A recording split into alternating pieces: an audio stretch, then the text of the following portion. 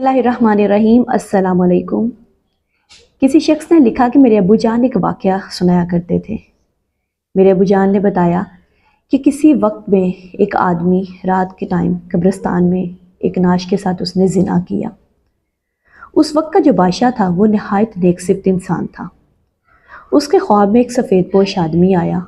उसने बादशाह से कहा कि फ़लाँ शख्स पर फ़लाँ मुकाम पर फ़लाँ शख्स इस गुनाह का मुर्तकिब हुआ है, लिहाजा तुम उस शख्स को पकड़ो और उसे अपने दरबार में मुशीर ख़ास के ओहदे पर फाइज कर दो। बादशाह बहुत हैरान हुआ। इससे पहले कि वो वजह जानता, ख्वाब टूट गया। बहरहाल सुबह जब हुई, बादशाह ने अपने सिपाही रवाना किए।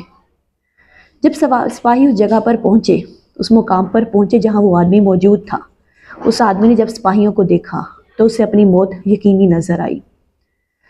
उसे बादशाह के दरबार में लाया गया। बादशाह ने उसे उसका गुनाह बताया और उसे बताया कि उसे इस दरबार में एक ख़ास ओहदे पर रखा जाएगा।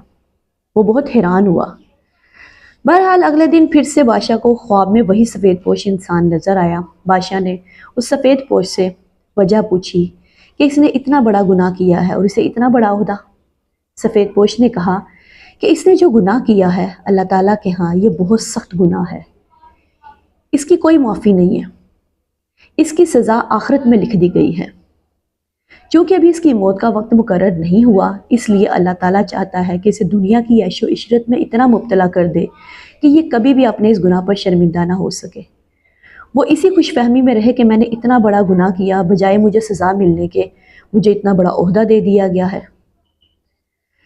जब इंसान गुनाहों की दलदल में फंस जाता है, फिर बचाव का कोई रास्ता नहीं रहता, इंसान के पास निकलने का कोई रास्ता नहीं रहता।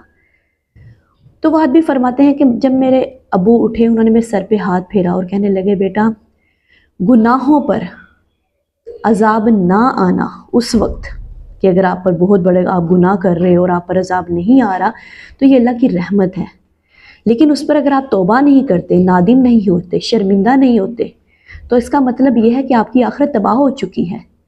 अल्लाह ताला हम सब को हदायत दे, हम सबको दीन के रास्ते पर चलने की तौफीक अता फरमाए। आमीन। जज़ाकल्लाह।